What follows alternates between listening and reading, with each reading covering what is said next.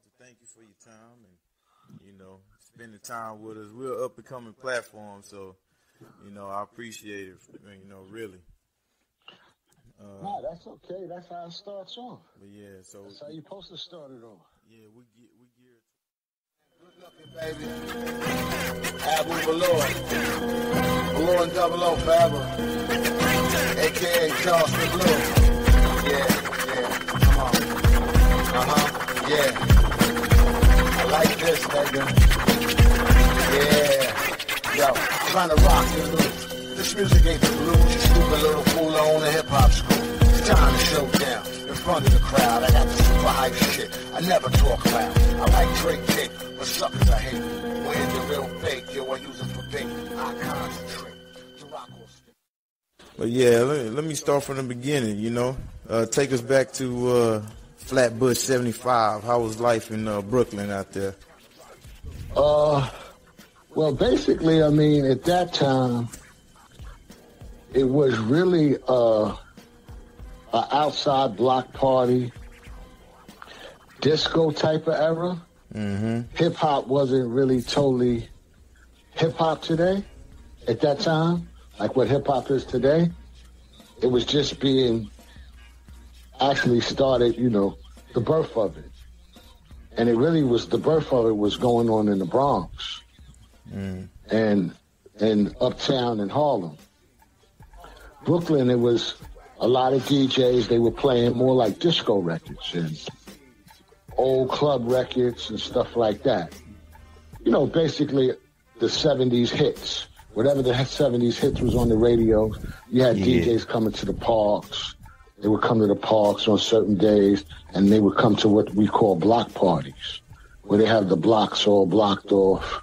I don't know if they did that, early in your era where they would block off the blocks. The DJs would come out and play the music and stuff like that. Yeah, we had the block parties where they would cut off the blocks in the summertime. In the wintertime you can't do it because in the wintertime here it's cold weather. Yeah. But in the summertime they would have the block parties and they would bring out the big speakers, and the DJs would play with the two turntables. But it wasn't no scratching or nothing going on.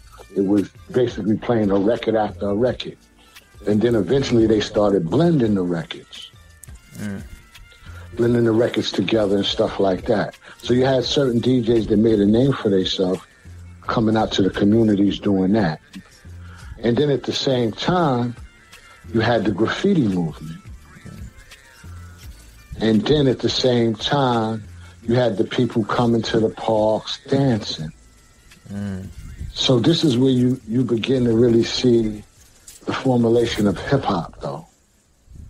Because you had the dancing, you had the graffiti, you had the DJ, and then you had a guy getting on the mic once in a while, announcing the next record, and stuff like that. It really wasn't a constant MC and flow going on. In the 70s, when I first got introduced to what I would say hip-hop is. Now later, when you come into the 80s, what people saw as hip-hop was different because it was sort of already developed. But if you listen to the foundation, if you're looking for the foundation and the birth of it, we grew up in the culture before it was even called hip-hop. You understand what I'm saying? Yeah. It wasn't even called hip-hop yet. It just was gathering in the neighborhoods, the DJ coming out to the scene, and then everybody, our culture clashing, the black culture clashing.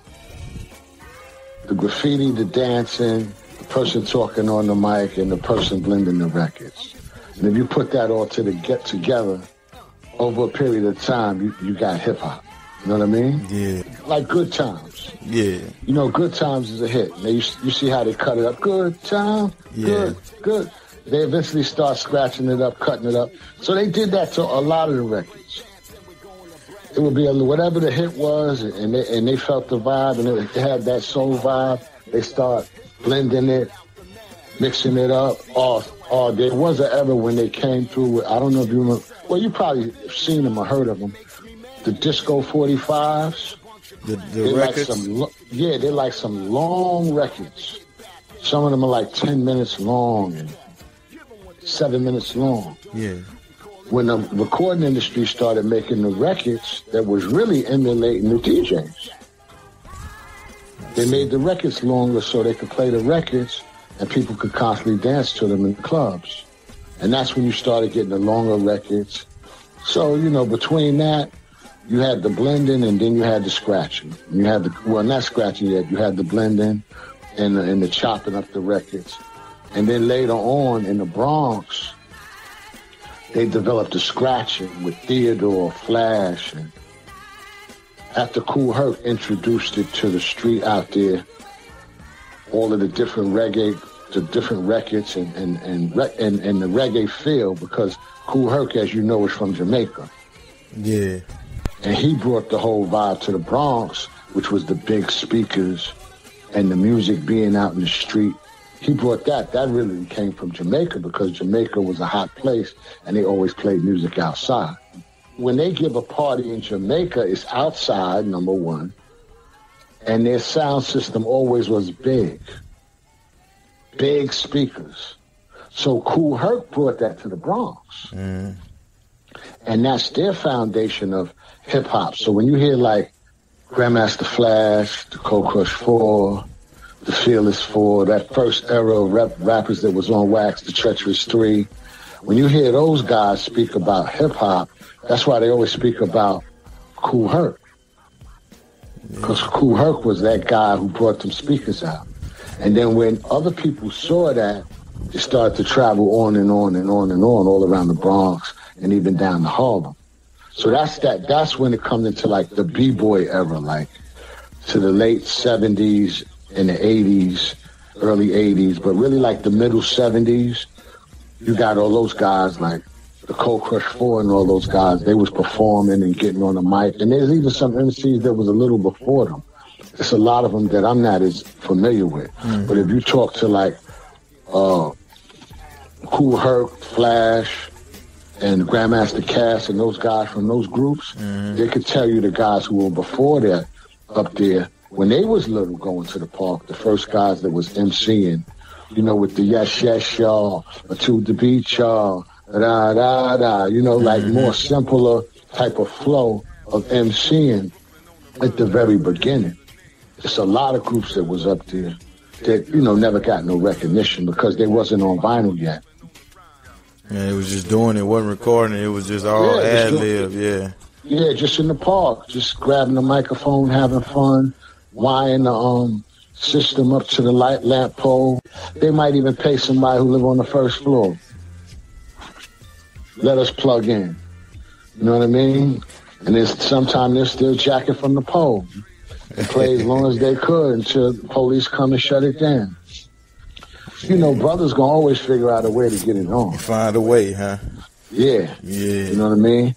So that was like the first era, really, hip-hop. I mean, there's so many stories. Forget it.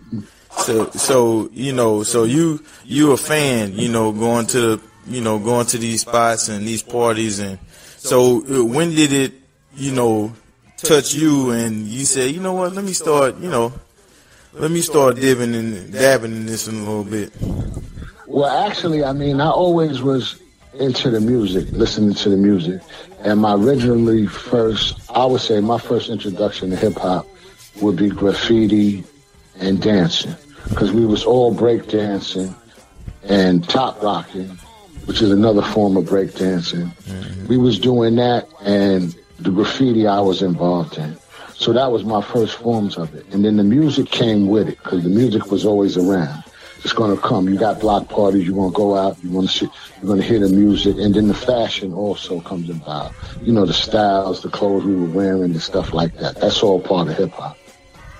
So that was really my first introduction to it. I would say graffiti and the music and the breakdancing. But how I really got onto the Harlem scene and the Bronx scene, the real foundation of the scratching and the real yes, yes, y'allin' and the MCing, was my cousin named Michael Merritt. He had gotten into some trouble, and he went to a juvenile home. And the juvenile home was a place called Goshen Annex. So you go to like up in New York, there's a place called Spofford. I don't know if you heard of it. Nah. But they mentioned it